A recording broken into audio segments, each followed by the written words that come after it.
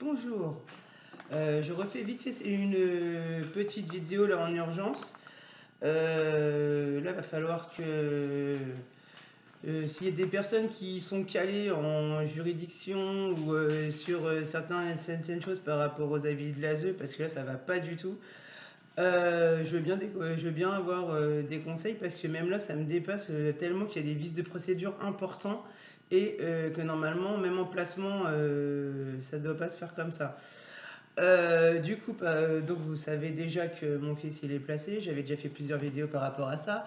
La dernière vidéo que j'ai faite, je vous avais déjà parlé aussi de son papa qui avait eu aussi des risques d'avoir une suppression de ses droits médiatisés en plus que moi, on m'a déjà supprimé les miens. Euh, Hier, parce qu'il avait déjà eu des retours vendredi dernier, comme quoi finalement on lui maintenait ses visites médiatisées, mais qu'il fallait qu'il voit un psychologue, soi-disant dans l'objectif de récupérer notre enfant. Sauf que hier, du coup, le truc qui s'est passé en fin de journée, la référente de l'ASE a rappelé le père de mon fils pour lui dire qu'il supprimait la visite médiatisée de cette semaine, soi-disant pour l'argument qu'il n'avait pas encore vu le psychologue, puisque du coup, de toute façon, il lui a annoncé vendredi. Et en plus, le juge des enfants n'est pas au courant de ce fait-là, parce que même s'ils ont envoyé un courrier pour informer qu'ils voulaient faire encore suppression des droits par rapport à la fameuse histoire de la tirelire que j'avais racontée dans l'autre vidéo d'avant, euh, finalement, n'est pas au courant de ça non plus. Donc moi je commence à me dire, ça serait peut-être bien qu'on arrête de donner tous les pouvoirs à l'ASE et qu'ils outrepassent plus que leurs droits, parce que normalement, quand tu dois motiver les plannings pour les visites de ton enfant, qu'elles soient médiatisées ou non, quand tu as un placement, ils sont censés essayer de travailler avec toi dans le sens où les choses doivent s'améliorer, pas dans le sens où ils doivent t'enfoncer encore plus et t'empêcher de voir ton enfant pour après dire que tu as abandonné ton enfant. Parce que là, ça commence à bien faire. Et là, j'en suis arrivée à un stade où j'en ai tellement marre de ça. Du coup, j'ai rappelé la référente à cause de ça. Parce que malheureusement, elle a appelé au moment où j'étais là.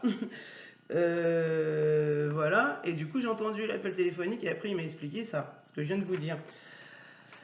Du coup, je l'ai rappelé et ça s'est très mal passé. Je lui ai laissé un message, mais vraiment très très méchant, parce que comme je dis, au bout d'un moment, ça commence à bien faire à chaque fois de s'acharner sur les gens pour tout et n'importe quoi. Surtout que l'histoire qu'il y a eu par rapport à cette fameuse tirelire, avec le mot que j'ai mis dedans, j'ai bien précisé que c'est depuis le début que c'était moi qui l'avais acheté et que c'est moi qui avais mis le message dedans. Lui n'avait rien à voir, il a juste donné le cadeau à mon fils, basta. Il n'y a rien de plus que ça. Et on continue encore à s'acharner sur les gens pour tout et n'importe quoi. Mais aujourd'hui, on en arrive à un stade, il va falloir que ça s'arrête ce genre de truc, parce que les placements abusifs à des tels niveaux, j'ai jamais vu ça. Hein. On bafoue les droits des gens, on essaye de les intimider, de faire tout et n'importe quoi. Donc du coup, puisque c'est comme ça, bah, j'ai décidé, moi on n'arrête pas de m'acharner sur moi, bah, moi aussi je vais déclarer la guerre et je vais balancer les noms des personnes qui me nuisent depuis le début. Parce que c'est à cause de ces personnes-là. Bizarrement, depuis 2022, le juge des enfants de Rennes, Claire Delab, est arrivé au tribunal de Rennes. Et depuis qu'il exerce, il y a eu plus de 80% de placements qui étaient abusifs quand même, hein, dont j'en fais partie. Il y a plus de 600 enfants à cause de cette vilaine personne qui cherche juste à nuire aux parents qui n'ont rien fait. Parce que quand c'est des placements justifiés, il manque 300 places où les enfants devraient être placés. Parce que c'est des cas graves où il y a vraiment des vrais problèmes. On les laisse dans la nature avec au lieu de les placer vraiment. Et des personnes qui n'ont pas besoin d'avoir leurs enfants placés, parce qu'il y a 80% des placements qui ne justifient pas un placement, on prend les enfants pour le moindre truc. Et ça peut être toutes sortes de discriminations. Il n'y a pas besoin, même si tu n'as pas de look comme moi décalé, qui peuvent déranger, parce que voilà, je m'assume, et puis bref. Ou pour une orientation sexuelle différente, ou ce qu'on veut, on va toujours trouver un moyen d'inventer des choses pour nuire aux gens. Donc ça suffit. Donc voilà, donc cette personne-là ne fait que suivre les faux rapports de l'ASE. Toi, tu n'as aucun poids. Et en plus, elle est couverte par le procureur de la République d'Ille-et-Vilaine. Parce que quand on envoie des courriers pour demander des comptes, plus personne ne te répond, t'existe pas. Et le département, c'est pareil. d'Ille-et-Vilaine, qui est censé s'occuper de gérer les différentes ASE d'Ille-et-Vilaine, pareil, tu essayes d'appeler, tu te prends soit une secrétaire qui te refuse de te passer la personne en question, ou soit quand tu as la chance d'avoir quelqu'un, sinon c'est d'office, on raccroche, on n'a pas de problème ici en Ille-et-Vilaine, il n'y a pas d'abus, alors qu'on sait très bien qu'il y a des enfants en foyer de l'ASE qui sont retrouvés dans des prostitutions, détournements de mineurs et j'en passe, et dans des trafics d'enfants. Et tout a été déjà repéré, il y a des preuves écrites de ça, mais on essaye de cacher le plus de choses possible. En plus de ça, mis à part le juge des enfants qui est une ordure, ils sont tous compromis là-dedans. L'ASE de Fougères et d'autres ASE d'Ille-et-Vilaine, c'est pareil. Et moi, par rapport à mon secteur, Déborah Elary, qui est la référente de mon fils, et son responsable, Monsieur Combil, sont aussi dans l'optique de suivre des procédures pour nuire aux parents. Parce que pour le moindre truc, on t'enlève tes droits, on te casse les pieds, et en fait, on t'écoute pas, tu n'as aucun droit de parole. Donc même avec un avocat, tu peux pas te défendre. Même quand tu as le droit de faire des choses. Donc en fait, tu passes ton temps à faire des procédures sur procédures qui n'avancent pas ou qui sont trop longues à traiter. Parce que en fait, ils jouent de ça à chaque fois à des fins malsaines et toujours à tenir et à faire des choses aussi dans ton dos, comme des démarches comme moi j'ai eu pour la carte vitale, alors qu'on m'avait jamais parlé de ça au départ. Et c'est après quand j'ai reçu des courriers de la CAF et de la Sécu qui m'ont dit il se passe des choses bizarres, il y a peut-être une fraude. Voilà, c'est comme Arnaud Fadé qui est le responsable de l'association du CVAE pour la protection de l'enfance de Saint-Grégoire à Rennes, ou la PAS de Fougères aussi, qui a d'autres personnes aussi là-bas, comme M. Bois-Maré, qui m'a suivi aussi à un moment donné, et qu'en fait ils voyaient qu'il n'y avait aucun problème, mais qui ont quand même essayé de forcer le placement. Et pareil, Sonia Gillois, l'assistante sociale qui travaille aussi avec le CVAE, qui ont demandé le placement et jamais rencontré le père de mon fils pour lui annoncer juste que mon fils était placé. Donc on a plus de vices de procédure qu'autre chose. Et pareil, toutes les personnes qui sont mandatées par ce juge-là, comme le CVAE, comme l'ASE de Fougères, comme là le psychiatre qui avait demandé qui a été mandaté pour faire une épicerie psychiatrique aussi, le docteur Nada Bahabou. Désolé si j'écorche son nom, elle avait qu'à avoir un nom français celle-là. Pareil, quand je l'ai vu, le rendez-vous s'est très bien passé. Mon conjoint l'a vu aussi parce qu'on a eu rendez-vous le même jour. Donc du coup voilà. Pourtant, dans tous les cas, on a été dire que lui, il était arrivé imbibé d'alcool, alors que c'est moi qui l'ai emmené, il n'était pas du tout alcoolisé, comme j'ai déjà dit dans d'autres vidéos. Et moi aussi, on a été me dire que juste que j'étais étrange et morbide sous prétexte que j'étais gothique, alors que dans aucun de mes jugements, le fait que je sois gothique a posé un problème. Bon, ça soit bien clair, je l'ai déjà précisé avant, j'ai répondu à certains commentaires de certaines personnes qui se posaient des questions là-dessus.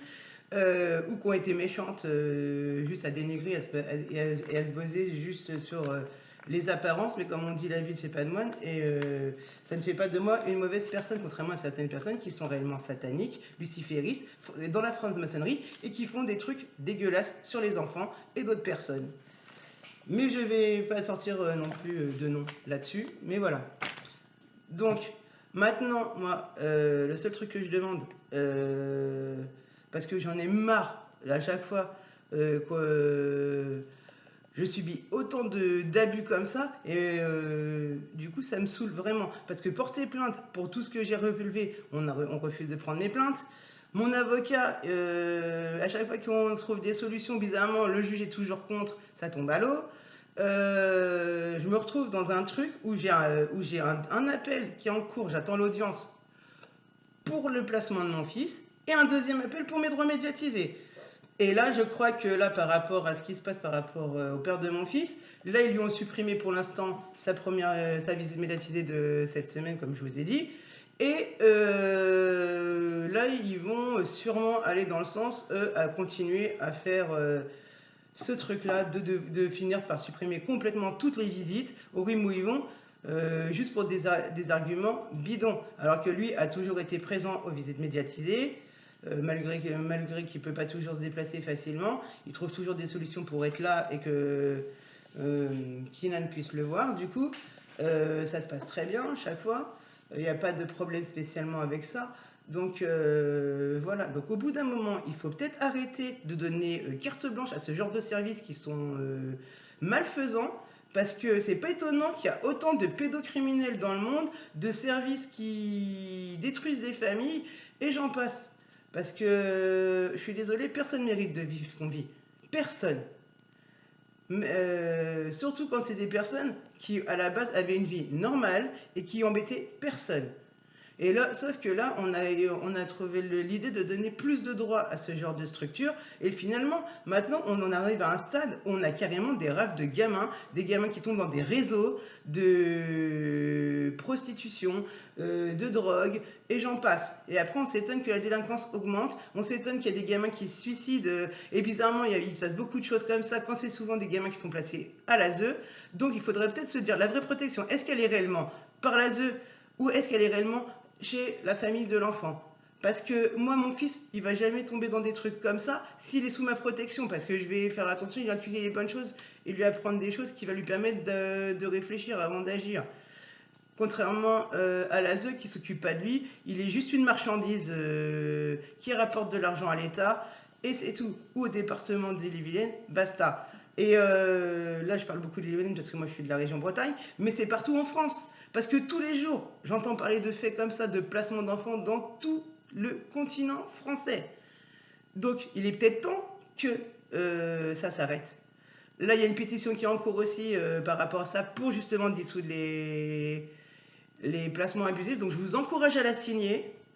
Il faut 100 000 signatures. La dernière fois que moi j'y étais, il y avait déjà 120 personnes qui avaient signé parce qu'elle venait toujours d'être mise en ligne. C'est déjà pas mal. Mais franchement, mobilisez-vous, signez, luttez contre l'injustice, rebellez-vous. Moi, j'ose faire porter ma voix, et si ça peut servir à d'autres qui n'osent pas parler aussi d'utiliser ça pour se faire entendre d'une manière ou d'une autre, ça ne me dérange pas d'être un porte-parole. Parce que j'estime que on n'a pas à faire subir ça à des enfants, peu importe l'âge, que ce soit des bébés, des ados, des enfants entre les deux. Et on n'a pas le droit de faire ça, subir ça à des parents, à des papas, à des mamans, sous prétexte qu'ils sont avec des problèmes de famille, ou séparés, ou quoi que ce soit. Ça suffit. La famille, c'est extrêmement important pour la vie d'un enfant. Ça le construit aussi pour plus tard, et c'est pas en allant dans le sens de sanctionner les parents pour tout et n'importe quoi et de détruire les familles que ça va arranger les choses. Parce qu'aujourd'hui, quand on regarde bien, même s'il y a des problèmes dans certaines familles, que malheureusement il y a des gens très malsains partout, hein, et qu'il y a des histoires encore d'inceste ou de maltraitance alimentaire ou médicale, ou j'en passe. Parce que, des fois, c'est pas forcément les gens les plus pauvres qui sont les plus tordus et maltraitants. Donc voilà. Donc après, tout ça pour dire que voilà, il faut vraiment que ça s'arrête et que vraiment on dénonce tout ça, même si on essaye de nous faire taire, parce que moi j'ai eu des retours aussi sur certaines vidéos comme quoi je disais trop de choses, que ça dérangeait et tout ça. Je m'en fiche, je me tairai jamais. Si je dois dire un truc, je le dis, c'est qu'il y a des raisons que je le dis. Sinon, si j'ai rien à dire, je ne dis rien. Et je vais pas cautionner ça, alors que ça détruit la vie de tant de personnes. Parce qu'au début, j'avais commencé à faire des vidéos comme ça pour moi personnellement dénoncer ce que je vivais. Et je me suis rendu compte qu'à force, il y avait beaucoup de gens qui vivaient la même chose que moi, voire même pire. Et donc je me suis dit peut-être que finalement, ça peut permettre aussi de faire comprendre certaines choses et aider peut-être certaines personnes qui ne connaissent pas forcément tous les systèmes de procédures juridiques dans le genre de trucs. Parce que le problème de l'ASE, c'est comme la maladie, il faut éviter de l'attraper une fois qu'il rentre dans ta vie. Pour l'enlever, c'est un autre délire. Donc voilà. Donc sur ce, je vous souhaite une bonne journée à tous. Et puis bah, je vous dis à plus tard. Et puis n'hésitez pas toujours à partager, à commenter et à donner votre avis, positif ou négatif. Hein. De toute façon, je réponds s'il y a des intérêts de répondre. Sinon, si ça sert à rien, je ne réponds pas. Ça dépend ce que je fais aussi. Voilà. Bon, bonne journée. Au revoir.